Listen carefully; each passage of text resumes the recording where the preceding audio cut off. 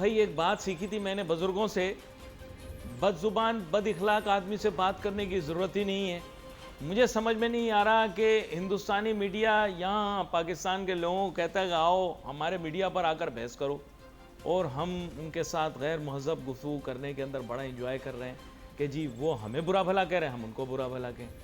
मेरे ख्याल से एक नेशनल कम्प्लेक्शन बिल्कुल क्लियर हो जाना चाहिए पाकिस्तान के अंदर। बिल्कुल मैं आपको बता रहा हूँ, मेरा जो हाथ होता है ना वो अवाम की नब्ज़ पे होता है।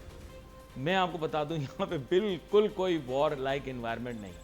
आम आदमी से मैं पूछ रहा हूँ ना, वो कंसर्न है अगले वक्त के खाने के बारे में, उसकी कंसर्न बिल्कुल इस वक्त पाकिस्तान हिंदुस्तान की जंग के पर बिल्कुल तवज्जो नहीं जा रही। आप वॉर रिटोरिक क्रिएट कर रहे हो, बिल्कुल उसका आलम वही है जो PSL वाला है, यानी खारी हिनामारी की तरह। आप हिरामानी है ना उसका, उसकी तरह चीख रहे हो कुछ भी नहीं रहा।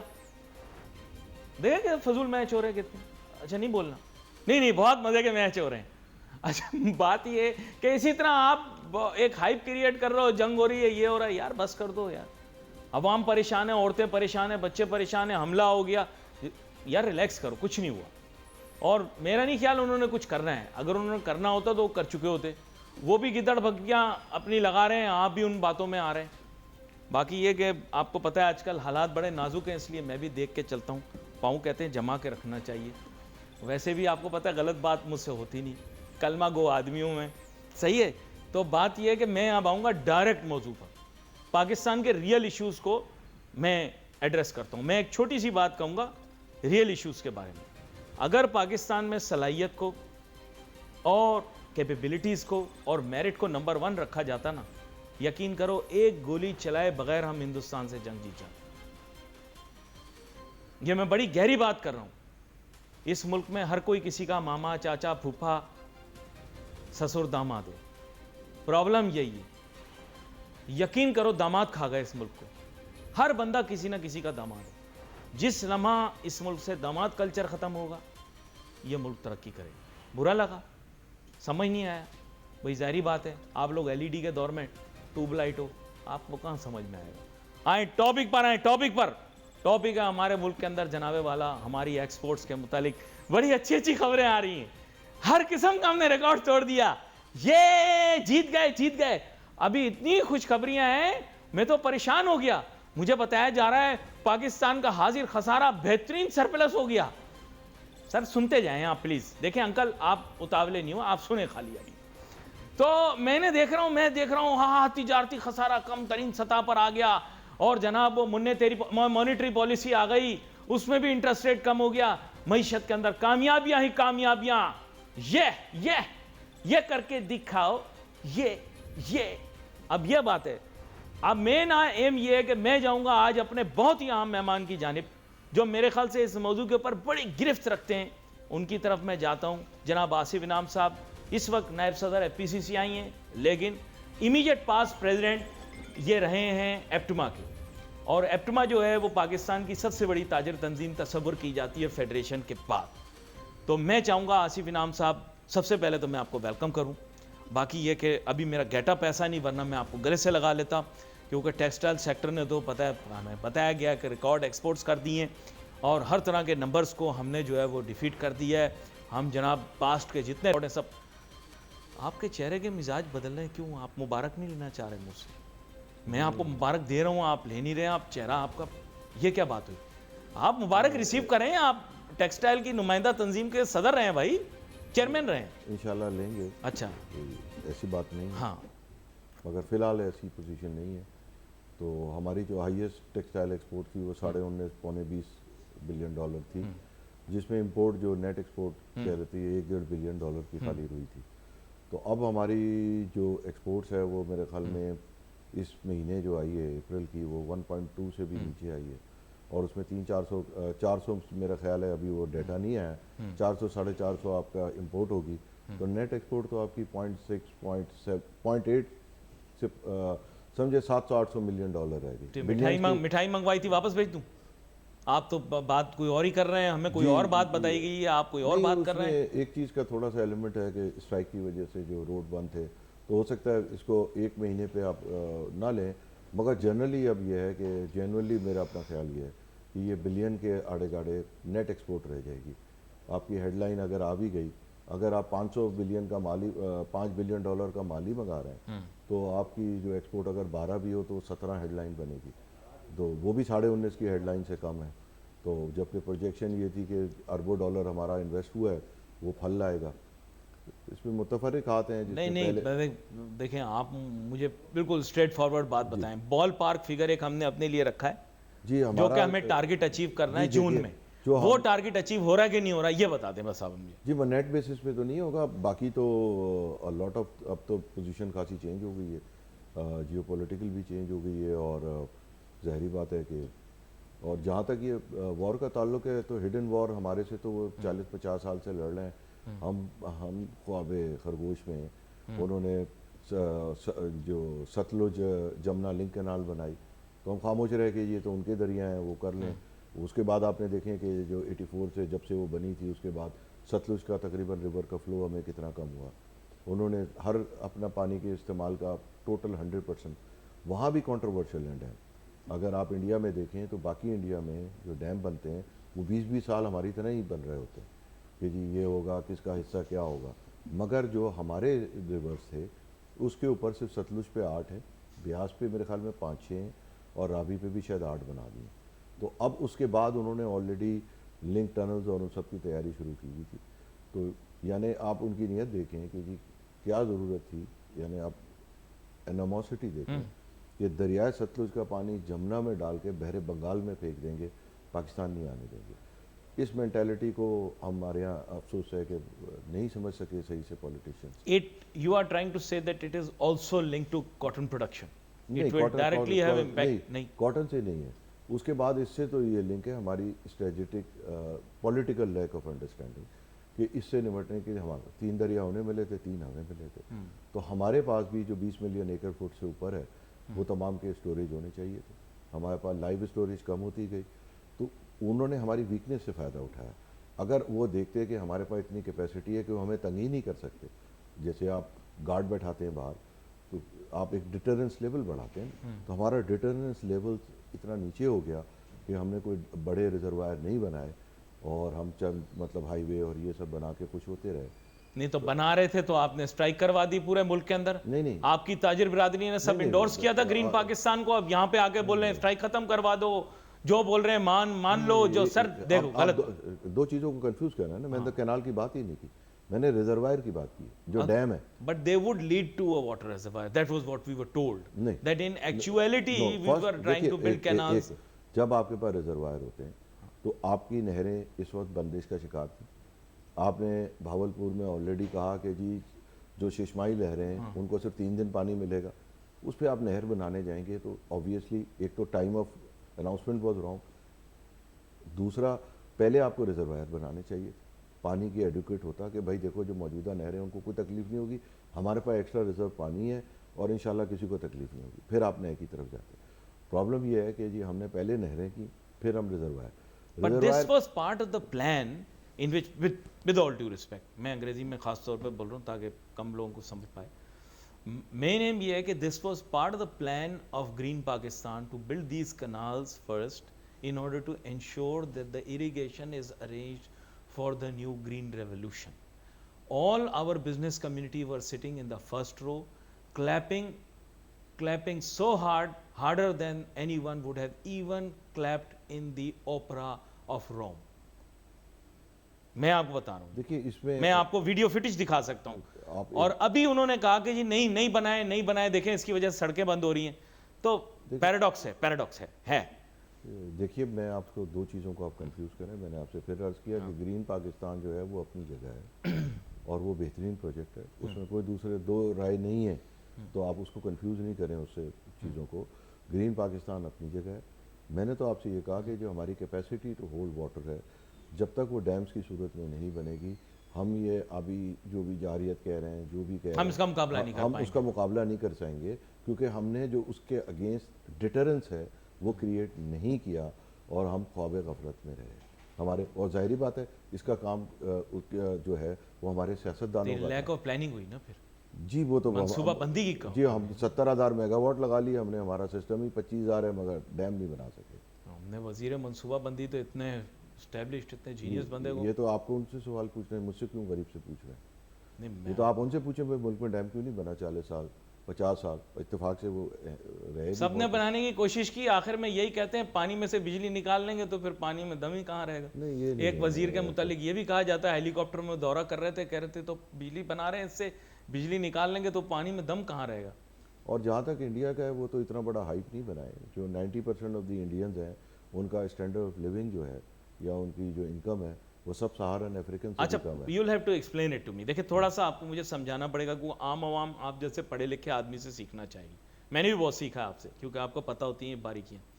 देखिए हमारे नज़दीक जो डैम की जनरल अंडरस्टैंडिंग है वो रेजर्वायर की नहीं है। मैं आपको प्लेनली बता दूं, हमारे पास जो अंडरस्टैंडिंग है वो ये कि डैम जो है बिजली बनाने के लिए बनाया जाता है। ये हमें देखें अंडरस्टैंडिंग दी गई है, और ये अंडरस्टैंडिंग हमें क्यों दी गई है? इसकी वजह ये है कि शुरू के जितने डैम बने, मंगला, तरबेला एटसेट्रा, ये सारे जितने बने, इनका जो एम था बुनियादी तौर पे बिजली पैदा करना था। देवर नहीं। फॉर इरिगेशन, ये आपके सिंतास मुआहदे के तहत तो बने।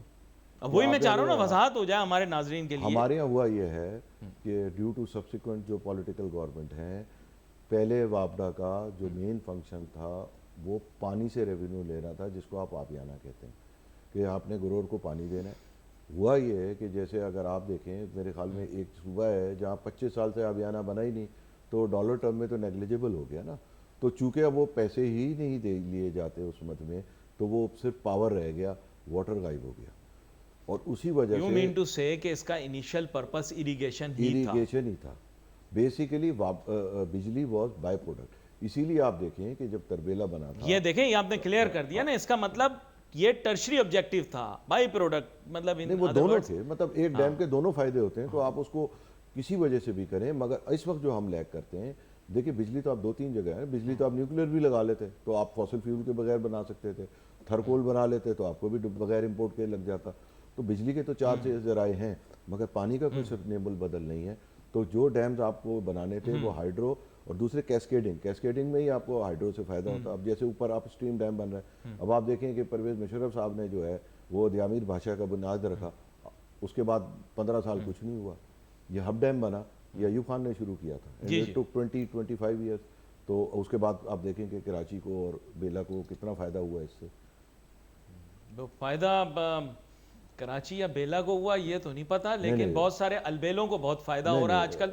इसलिए नहीं है कि आप वहाँ जाके जनरल आवाम की हालत देखें। आप अगर आपने वो देखा हो 80s में डैम बनने से पहले और डैम बनने के बाद, तो आपको एक वाज़ेह तब्दीली, बहुत बड़ी तब्दीली है। अच्छा, यहाँ पर एक मतलब आप ऐसे ना उड़ाएं, मतलब peoples fortune of the locals have been changed after this dam. नहीं, it's a good development in that sense, since you have और सीन किसी इट को फर्स्ट। समझना हो तो वो जाके इसी को सिस्टम को समझ ले कि जी ये किस तरीके से हुआ और उसका मल्टीप्लायर इफेक्ट कितना होता है। ये बड़ा अहम नुक्ता है जो आपने बयान किया, लेकिन यहाँ पर एक चीज़ और भी आती है जो मैं आपसे पूछना चाह रहा था। एक आपने वाजे कर दी, एक अभी भी गैर वाजे है। आप पता होगा कि पाकिस्तान ने हर किस्म का दुनिया का रिकॉर्ड बना दिया। पता है, वर्ल्ड रिकॉर्ड बनाया है, सबसे ज़्यादा सोलर पैनल हमने इम्पोर्ट किए हैं, 17 गीगावाट तकरीबन। कुछ लोग कहते हैं थोड़ा कम, कुछ लोग कहते हैं थोड़ा ज़्यादा। अगर इनवाइसें सही हों तो शायद थोड़ा ज़्यादा ही हो, लेकिन यह कि इतनी बड़ी आपने इंपोर्ट कर ली। वो ऐसे ही आपसे पूछना था, आपने इतना शोर मचाया आईपीपी वगैरह के लिए, ये वो। अब आईपीपी वाला मसला नहीं, अब तो सोलर का मसला आ गया है। अब जो सब्स्टिट्यूट है, सोलर तो मसला है ही नहीं, मसला फिर आईपीपी है। वो कह रहे हैं लोग बिजली खरीदेंगे नहीं, लोग तो मुतबादिल पे शिफ्ट हो रहे हैं। जिसने आईपीपी खरीदा है तो वो बताएगा ना। मसला तो आईपीपी है जिसको आपने ना खरीद के भी पैसे देने ना उनको। प्रॉब्लम ये है कि आपकी गवर्नमेंट एक साथ कह रहे हैं ना, आप कह रहे हैं कि जी एक ग्राहक था जिसको मैं फोर्स कर रहा था मेरी दुकान से माल खरीदने, उसने दूसरी दुकान से माल खरीद लिया। हाँ। सस्ता, वो मुजरिम है मेरा। हम नहीं, मैंने मुजरिम नहीं कहा। आप जो कह रहे हैं वो मुजरिम है ना, तो मुजरिम तो वो है जिसने जबरदस्ती महंगा माल रखा हुआ है। IMF ये कह रहा है कि भाई फिर इतने महंगे पावर प्लांट क्यों लगाए, उनके पैसे देने, अगर सोलर ही लगानी थी तो फिर इतने महंगे पावर प्लांट के पैसे किस तरह दोगे। ये पूछ रहे हैं, वो गलत तो नहीं कह रहे, कह रहे हैं आपने एग्रीमेंट किया। IMF आज पूछ रहे नहीं, हमारे पास तो बरसों से पहले IMF कहता था 60 कर दो, 70 कर दो, 100 रुपए की बिजली कर दो। जब हमारी कैपेसिटी इंडस्ट्री तबाह हो गई तो IMF को अब याद आया कि जी IPP लगे हुए हैं। IMF को तो जब लग रहे थे, जब याद नहीं था, उस वक्त पैसे नहीं दे रहा था वो हमें। वो कह रहा है कि आप इनसे बिजली लोगे ही नहीं, पैसे फिर भी देने पड़ रहे हैं आपको और देते रहेंगे। ये हमें सिर्फ फसाड पे बताया गया है कि कुछ के साथ निगोशिएशन हो गई है, वो कुछ के साथ ही निगोशिएशन हुई, सबके साथ नहीं हुई। ये बात सही है या गलत है, ये बता दें। वो बोल रहे हैं कुछ के साथ ही निगोशिएशन हुई, सबके साथ नहीं हुई। भाई देखिए, ये तो अब हुकूमत का है। हमें तो इतना पता है कि जब 8-9 सेंट की बिजली नहीं होती तो ग्रेजुअली इंडस्ट्री कैपेबल हो जाएगी। आपने गैस का भी बड़ा कर दिया ऑलरेडी, अब लेवी लगा दी, ये कर दी। आप मुझे बताएं, एक बंदे के पास ग्रिड में जगह नहीं है, वो बेचारा, उसके पास गैस नहीं आती तो वो डीजल चला रहा होता है, उसको आप कह रहे हैं कि ग्रिड से बिजली ना लेने के पैसे लो। तो यही हो रहा है, आपको नहीं, देने पड़ेंगे। सारी जगह नहीं है। देखिए, कहीं पे है बिजली, कई लोग ऐसा होता है जो बिजली रख के गैस चला रहे थे, उनसे आप लेवी लें कि भाई आपके पास बिजली है, आप नहीं इस्तेमाल कर रहे, आपको गैस लेवी लगेगी। बात समझ आती है। जिसके पास इंफ्रास्ट्रक्चर नहीं है उसको आप 1-2 साल दे दें, या मतलब लेट्स से कि उसको आप पहले चेक करें कि जी उसने कोशिश की है या नहीं की है। अगर आपके पास जहाँ इंफ्रास्ट्रक्चर ही नहीं है, उनसे किस बात का जुल्म किया जा रहा है कि जी उनसे भी गैस लेवी लेंगे हम। तो ये क्लैरिटी होनी चाहिए ना, ये तो होनी दैट मींस चाहिए ना, मतलब there needs to be a new sit down, एक नए तरीके से, एक नए मगर तर्ज हमारा पे। तो ये है ना कि हम, मतलब मैं आपको एक मिसाल बताऊं, एक आदमी जो है वो अपने गठरी में शीशे के बर्तन लेके जा रहा था, एक चौकी पे आया, पुलिस वाले ने डंडा मारा, ठक, क्या है इसमें? उसने कहा हुण एक और मार दे, कुछ भी नहीं है। तो बात यह है कि हम पहले डंडा मार के हम बर्तन तोड़ लें, फिर पूछ रहे हैं इसमें क्या है? उन्होंने कहा भाई एक और मार दो, इसमें कचरा ही होगा, फिर बर्तन तो ख़त्म। तो ये जो पॉलिसी है, मतलब ये इंटरेक्शन तो पहले होता है एक्शन से, कि भाई आप, ये हमने बर्दाश्त लिखा, इंटरेक्शन बिफोर एक्शन, बड़ा हाँ, बेहतरीन इन्होंने ये हाँ, बताया कि ये तो पहले होना चाहिए था रब्त। और यही सवाल नाजरीन बहुत सारे लोगों को भी तंग कर रहा है कि भाई अगर इसको डिस्करेज किया तो फिर इतनी बड़ी क्वांटिटी में इसको आने किस तरह दिया गया, और अगर आ गया जैसे इन्होंने नहीं, कहा तो ये कसूर उसका नहीं है जिसने सोलर पैनल सर खरीदा है। एंड ऑफ द डे मैंने आपको बताया था कि आईपीपी पाकिस्तान के लिए एक बहुत बड़ी एग्जिस्टेंशियल थ्रेट ही बन जाएगी, और अभी तो 7,000 आने वाले हैं जिसकी प्लानिंग हो रही है कि उधर आहिस्ता है। अब मैं इनको लेकर आऊँगा इनके प्राइमरी मौजू के ऊपर जो है टेक्सटाइल। आपको पता है मैं डोनाल्ड ट्रंप साहब से बड़ा इम्प्रेस्ड हूँ। उन्होंने टैरिफ के ज़रिए सारी दुनिया को हिला के रखा हुआ है। अब उसके मस्बत असरात हो रहे हैं, जैसे असरात हो रहे हैं मुताबिक तो यही हमें बता पाएंगे। लेकिन मैं आपको बड़े मज़े की बात बताऊं कि हमारे यहाँ प्रोएक्टिव अप्रोच इसके बारे में कितनी रही, वो मैं इनसे जानने की कोशिश करूँगा, और इनसे ये भी जानूंगा कि इस ट्रेड वॉर के अंदर क्या हम बेनिफिशरी होंगे या फिर ये कि हम इफेक्टिव होंगे। क्योंकि अगर हमारी स्ट्रेटजी ठीक नहीं हुई तो फिर हम बेनिफिशरी नहीं होंगे, फिर हम इफेक्टिव बन जाएंगे। तो सर थोड़ा सा मुझे बताइएगा कि आर वी बेनिफिशरी और effective? We were suppose to be beneficiary, मगर अब इफेक्टिव की तरफ हम बड़ी तेज़ी से बढ़ गए। पिछले साल बजट में EFS में तरमीम की गई जिसके तहत इम्पोर्टेड मसनूआत को पाकिस्तानी मसनूआत से प्रेफरेंस दी गई। जैसे अगर आप माल खरीद रहे हैं, मैं आपके पास आऊँ कि जी मेरा धागा खरीद लें या मेरा कपड़ा खरीद लें, आप कहेंगे मैं नहीं खरीदूंगा क्योंकि तुम लोगे तो मुझे 18% सेल टैक्स देना पड़ेगा, फिर उसका रिफंड होगा, रिफंड पूरा नहीं मिलता, कटकटा के मिलता है, तो मेरी कॉस्ट भी लगेगी, मेरा पैसा भी फंसेगा। मैं अपने प्यारे प्यारे इंपोर्ट से खरीद लूँगा, तो वो उसमें मेरा गवर्नमेंट ने मुझे हर किस्म की फैसिलिटी दी हुई है। तो अब मैं आपको कहूँगा कि भाई जितने का आप बाहर से ले रहे हैं उतने का मुझसे ले लें, तो भी आप कहेंगे भाई बाहर तो सेल टैक्स फ्री की फैसिलिटी है, तुम्हारा माल तो मैं 10% कम में भी नहीं लूँगा क्योंकि मेरे पैसे फंसते हैं। अब मुझे बताएं कि लोकल इंडस्ट्री कहाँ गया। अब हमारा जो US के साथ ट्रेड है वो तकरीबन हमारी इंपोर्ट 1.2 है और हमारी एक्सपोर्ट 5.2 है, तो तकरीबन 4 बिलियन का था, जिसको हम बासानी 400-500 मिलियन, जिसमें से 600 मिलियन कॉटन है। अब हमारी पोजीशन ये है कि वो अगर हमसे कहें हम उनको कि हम आपसे $1 बिलियन या $1.25 बिलियन की कॉटन ख़रीद लेते हैं, तो हमने अपनी स्पिनिंग तो तबाह कर दी। स्पिनिंग मिल नहीं कॉटन खानी है ना, तो वो तो तबाह हो गई, वो तो हमने 1 साल के अंदर उस पर झरलू फेर दिया, और अभी भी हम समझ नहीं पा रहा है, ठीक नहीं कर पा रहा है। उसमें डेली टेक्निक, ये कमेटी बना दो, वो कर दो, फलां कर दो, ये कर दो, जो काम नहीं करना होता।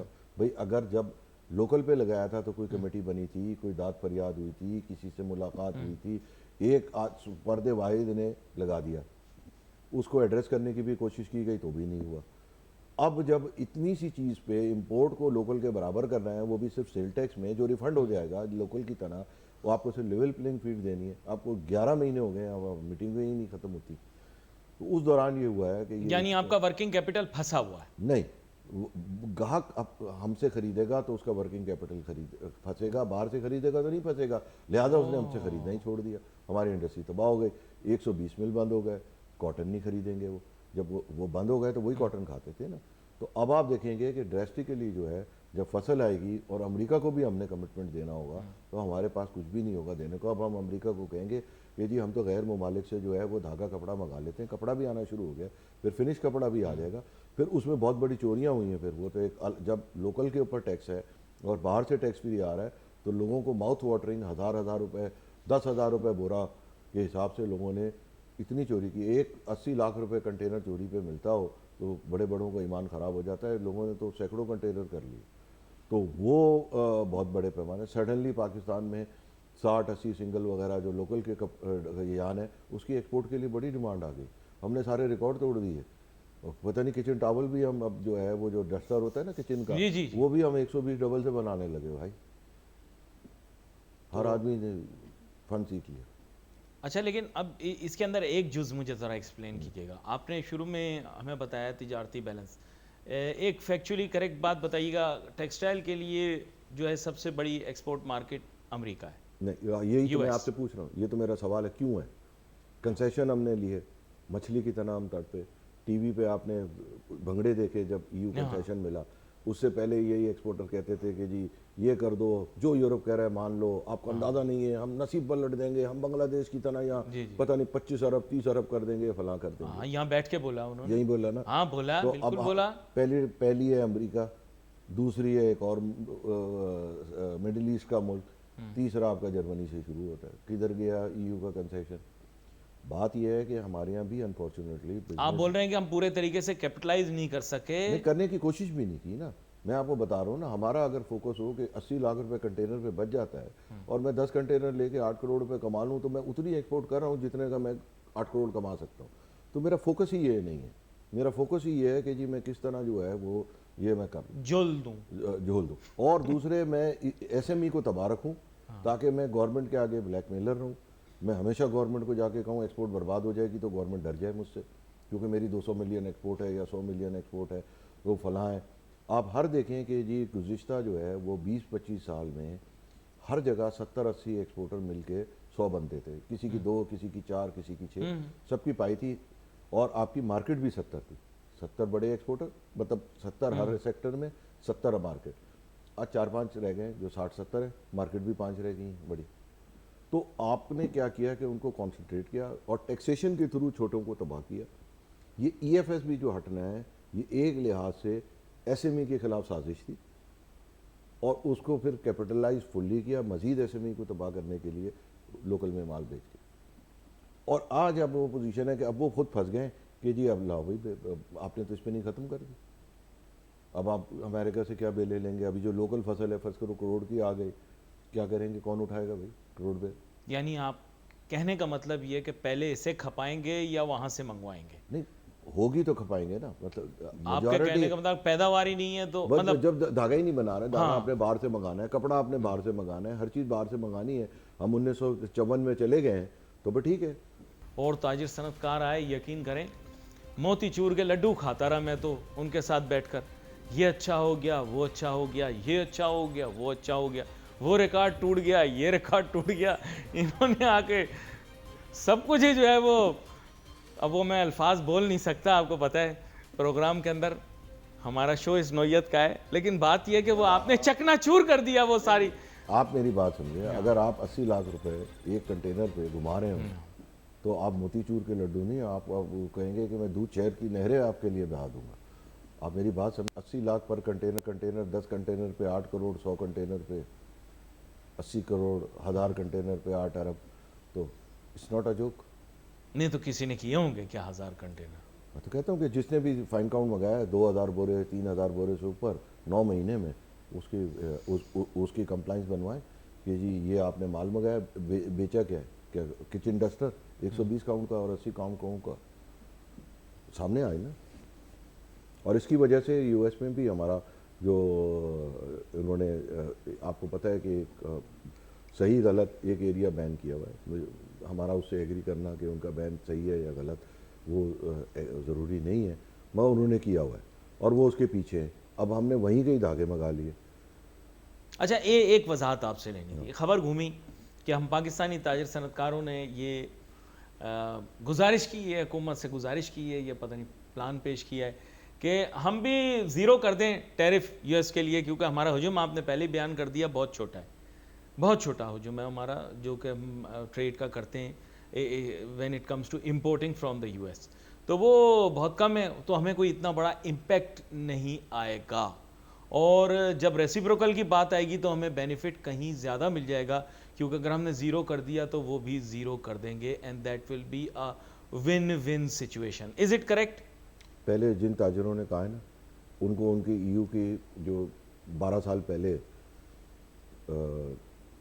क्लिप्स दिखाए, उनसे कोई इज़्ज़त की हुआ ये नहीं, आपकी आंखों तक कानों तक ये खबर तो आई है ना? नहीं, वो तो इनका ये बगैर खबर आई भी मुझे यकीन है, इनका तरीका यही है कि जाएंगे गवर्नमेंट से कहेंगे जाके दूसरे के आगे लेट जाओ, जो वो कह रहा है कर दो, मगर हमने कुछ नहीं करना। जब ईयू का कंसेशन आया है पाकिस्तान की नेट एक्सपोर्ट जीएसपी प्लस, हाँ वो कंसेशन जो है जीएसपी प्लस आया, हमारी एक्सपोर्ट $14 बिलियन थी नेट, मुल्क की आबादी 18 करोड़ थी। आज 14 बिलियन हमारी नेट एक्सपोर्ट है, बल्कि अब 13 की तरफ बढ़ रहा है। अगर ये 2 महीने ये 1 बिलियन से नीचे गए तो हम 13 चले जाएंगे, हमारे मुल्क की आबादी हो गई 24 करोड़। तो वो जीएसपी प्लस का हमने किया क्या, 50 कंप्लाइंस हमारे जिम्मे लग गई, दुनिया भर का हुआ, ये हुआ, कानून साजियाँ कराएं, हर वक्त अब हमारे ऊपर आते। तो अगर 14 बिलियन ही करना था तो वो सब वो किधर गई, वो मिठाइयाँ किधर गई, वो दौलत जो आप उसका आर्बिट्राज भी कैलकुलेट करें ना, वो जो अरबों रुपए हमें कंसेशन के मिले वो गए किधर? नहीं, लेकिन उनका आर्गुमेंट सुने ना, वो कह रहे we have got nothing to lose. अगर हम 0% टैरिफ भी कर देते हैं वैसे भी पाकिस्तान उनको तो लूज कुछ भी नहीं करना ना, उन्होंने अपनी जात की बात की, पाकिस्तान की है या जात की है? नहीं, वो सारी बात मुल्क के हिसाब से ही बात कर रहे हैं ना। जब उन्होंने चार्ट पे देखा ना, चार्ट पे पाकिस्तान का नाम भी ऊपर था, हम ज्यादा टैरिफ लगाते हैं उन पे। आपका ख्याल है ईएफएस में जो इतना बड़े स्पाइक आ गई वो पाकिस्तान के लिए आई है? यानी हमने उसको सब्सिडी मैकेनिज्म बनाया कि जी हम ईएफएस में गोल करेंगे और उससे मुल्क की एक्सपोर्ट बढ़ाएंगे। अब क्या बात कर रहे हो? नहीं, लेकिन सर देखिए, हमें तो उन्होंने यही बताया ना कि भाई इंटेंशन ये, हमारा नाम आ गया इस पे 6-7वें नंबर पर, हमारा नाम ऊपर आ रहा है, हम हाईएस्ट टैरिफ अप्लाई कर रहे हैं उन पे, हमें खत्म करना चाहिए।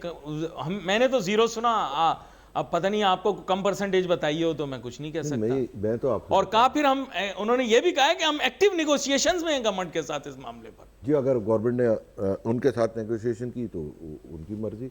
बेसिकली तो जो मैं खबर आपने सुनी कि नहीं सुनी? मैंने भी खबर सुनी। हम लोग भी एक्टिव नेगोशिएशन में, एप्टोमा भी उसमें इन्वॉल्व है और उसमें से कई एप्टोमा के मेंबर भी हैं। तो एक्टिव नेगोशिएशन में जो मैं आपको बता रहा हूँ वो अमेरिका ड्यूटीज़ की बात सेकेंडरी है। वो तो कहते हैं कि भाई आपका 4 अरब है ना, इसको 3 अरब कैसे करोगे ये बताओ जल्दी से।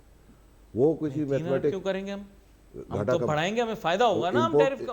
भाई आप मेरी बात समझिए ना, वो तो ये कह रहे हैं कि जी आप 1.25 अरब का माल लेते हैं, हमसे 5 अरब का माल बेचते हैं, ये बताएं कि हमारा माल और कैसे खरीदेंगे आप? हाँ, तो वो ये बोल रहे हैं ना, कहते हैं आपका सर इन ऑल फेयरनेस वो गलत तो नहीं बोल रहे हैं ना सर, ये नहीं तो ये तो वो कह रहे हैं आप बेनिफिशियरी हो, हमें भी थोड़ा फायदा दो। 90% दुनिया से तो ये हम कह सकते हैं, हमारी तो हर चीज में ही डेफिसिट है हर मुल्क से। वो कह रहा है मैं आपको 0% देता हूँ, आप मेरी ऑटोमोटिव इंडस्ट्री को बूस्ट करें, वो गलत तो नहीं बोल रहा? सर आप मेरी बात ही नहीं समझ रहे, वो किसी फंसने को तैयार ही नहीं है कि आप 0 करें और उससे माल नहीं खरीदें। ठीक है, वो ये कहता है मुझसे नंबर बात करो, 1.5 अरब लोगे या नहीं, तब 5 अरब आने दूंगा मैं सस्ता के टैरिफ पे।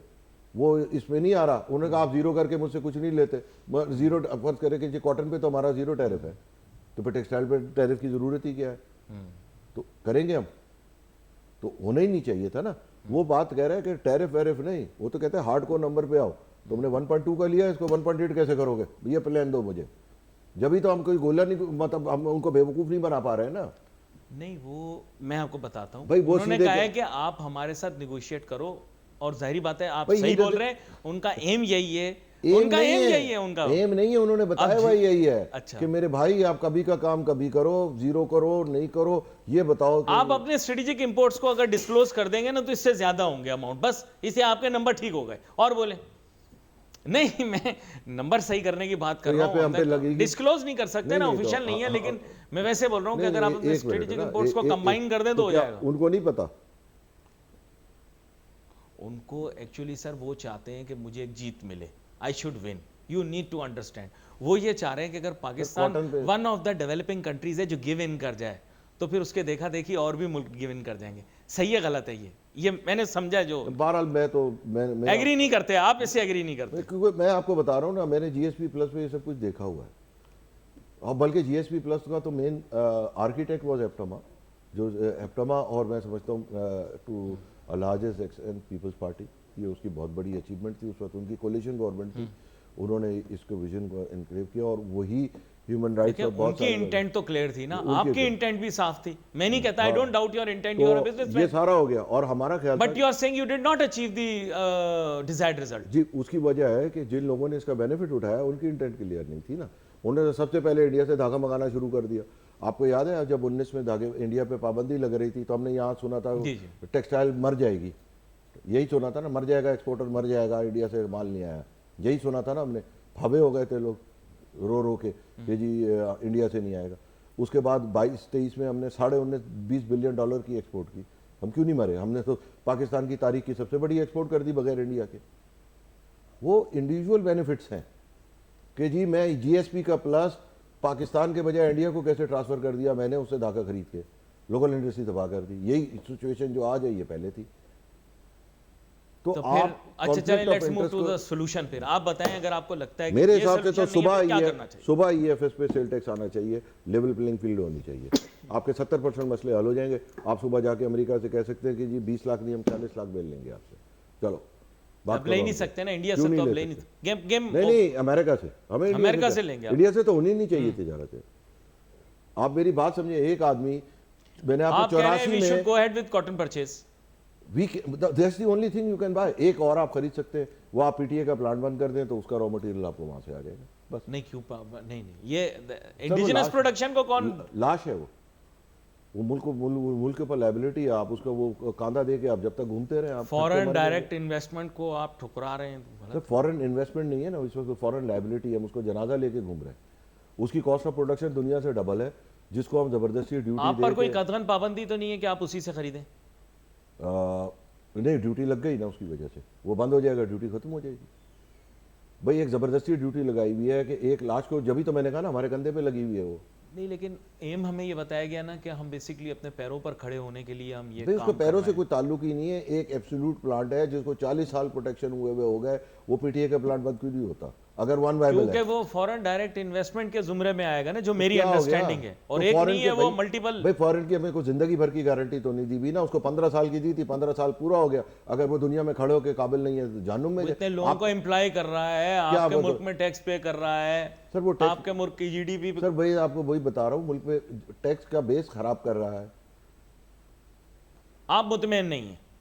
नहीं, मैं मुतमईन नहीं हूँ, आपके रिजल्ट ही सामने है ना। मेरा क्या, आप कहें कोई बच्चा एफ लेके आ जाए, वो बाप उसको डांटे, वो क्या अब्बा आप मुझसे मुतमईन नहीं? अच्छा, जस्ट फॉर मुतमईन नहीं है, तुम्हारा स्कोर कार्ड एफ है।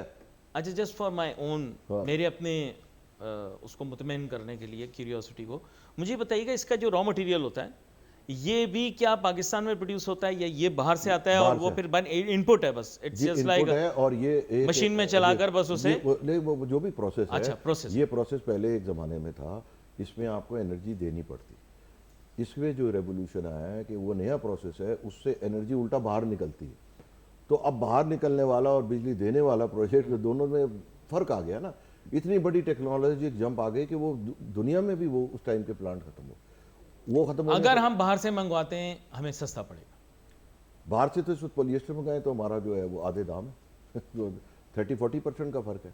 तो वो क्या है कि जो फाइबर का, एक तो ये कॉटन साइड पे ये जुल्म हो गया, ऊपर से फाइबर साइज पे जो है वो हमें दुनिया से 30-40% दिया जा रहा है और कह रहे हैं कॉम्पीट करें। तो ये तमाम जो है मसले हैं। नाजरीन आपके लिए बता रहा हूँ, इनकी इंडस्ट्री के लिए पॉलिएस्टर की भी रिक्वायरमेंट होती है। जी, दुनिया में 72% फाइबर अब पॉलिएस्टर और एलाइड सिंथेटिक्स है जी। उसकी तो हमारा इकोसिस्टम ही तबाह हो गया है। हमारा इकोसिस्टम तबाह, पाकिस्तान का, क्योंकि हमने आपको 78% फाइबर से आउट कर लिया ना, सिवाय थोड़ी बहुत ईएफएस चेन के और कोई नहीं है। अच्छा, फिर मेरी क्यूरियोसिटी को फीड करने के लिए बताइएगा, अब कह रहे हैं कि जो quality of polyester internationally produce की जा रही है वो इतनी ज़्यादा क्वालिटी वाइज बेहतरीन है, यानी जो बेहतरीन जगहों से बन रही है कि it can almost be considered as a substitute. Is it correct? देखिए, कुछ कोशिश तो जारी है और उन्होंने ब्रीदेबल पॉलिएस्टर वगैरह कुछ किया, मगर अभी वो इतने बड़े पैमाने पे नहीं है। और अगर आपका अपना एक्सपीरियंस क्या कहता है कि इज इट अ देखिए, वेरी बात क्लोज है- सब्स्टिट्यूट? क्योंकि लेदर को तो आपको पता है ना, एक जर्क लगा, अचानक लेदर को खा गई चाइना, तो जी, पाकिस्तान अचानक सेकंड जी, जी। कन्वेंशनल एक्सपोर्टर से फिर पता नहीं कहाँ गया। हाँ, वो सही है बात आपकी। हाँ। पॉलिएस्टर पे काम बहुत हो रहा है, बट उस पे जो बहुत सारा इंसेंटिव है ना, वो profit margin on polyester retailers को बहुत है। तो अनलेस ये, और ये एनवायरनमेंट के लिए डिजास्टर है, तो उन्होंने उल्टा कॉटन के खिलाफ रिपोर्ट बनवा दी थी कि कॉटन एनवायरनमेंट के लिए ख़राब है, विट वॉज और इसको अब जाहिर बात है सारा काम हो रहा है इस पे। Synthetic actually is a man made product, end of course जो नहीं, ऑर्गेनिक अब प्रोडक्ट है इसमें- जैसे ये कॉटन है, उसको भी खैर यू कैन नॉट से ऑर्गेनिक, बट इट्स नहीं, इसमें है नेचुरल जैसे है। जैसे आपका ये जितना सेलुलोसिक फाइबर है, विस्कोस है, ये तमाम चीज़ें हैं, ये कुदरती है, naturally ये occur। मतलब आपके दरख्त से बनती हैं और इससे वुड पल्प वगैरह से, तो ये इसकी जो एनवायरमेंटल इम्पैक्ट है वो इतना नहीं है। और ज़्यादातर प्लांट तो अब जीरो इमिशन पे चले गए हैं, तो वो इतना बड़ा खाली एनवायरमेंट से पॉलिएस्टर और एक्रेलिक वगैरह में ये जो डिके नहीं होते, 1000 साल भी आप उसकी दबा के रखेंगे तो वो समंदर में हमारे बकौल किसने कहा है कि जी हमारे अब सर में इस वक्त 27 पता नहीं कितने जी, ज़रात उसके जो है मौजूद रहते हैं। 2.7 मिलीग्राम तो हमारे सर में प्लास्टिक पहुंच चुका है। और प्लास्टिक्स जो हैं दे आर वेरी डेंजरस, और इसके बारे में साइंटिफिक रिसर्चेस आ चुकी हैं। इसके रेजिड्यूज जो हैं उनको भी, जैसे इन्होंने बताया कि अगर इंसानी खाल पर या छाल पर भी लग जाए तो फिर उसके बाद भी उसको रिमूव करना बहुत मुश्किल हो जाता है। और माइक्रो प्लास्टिक्स और इस तरह की पता नहीं कितनी कितनी चीज़ें आ गई हमारे अपने इस्तेमाल में। जैसे इन्होंने बताया पॉलिएस्टर के कपड़े पहनेंगे तो उसके भी रुएं निकलते हैं, मुझे पता नहीं, नहीं और कितने असल में वो बार डिके technology से उतर बात के है। कहाँ जाएगा ना। और ये बता रहे हैं वक्त के साथ साथ, और साइंटिफिक रिसर्च भी यही है कि वक्त के साथ साथ दे डू नॉट डिके, यानी इन्होंने बताया जैसे हज़ारों साल, बहुत हज़ारों सालों भी कम बोला, कुछ ऐसे हैं प्लास्टिक्स जो हज़ारों क्या इससे भी कई ज़्यादा सालों तक जो है वो डिके नहीं करते, वो इंसानी सेहत के लिए भी मुज़िर होते हैं। आपका बहुत शुक्रिया आसिफ इनाम साहब, आप आए। मेरे ख्याल इतना कॉम्प्रिहेंसिव प्रोग्राम हुआ है जिसमें टेक्निकल इश्यूज़ भी आ गए डिस्कशन में, इकोनॉमिक इश्यूज़ भी डिस्कशन में आ गए, ट्रेड भी डिस्कशन में आ गई, और जनाब बिजली का इशू भी आ गया। मेरे ख्याल इतनी कॉम्प्रिहेंसिव डिस्कशन हमने कम ही की प्रोग्राम के अंदर। आपका बहुत शुक्रिया, आप शो में हमारे साथ शामिल हुए। Wait for message on Facebook. Qari Nasir हमारी टीम को इजाज़त दीजिए। अल्लाह हाफिज़।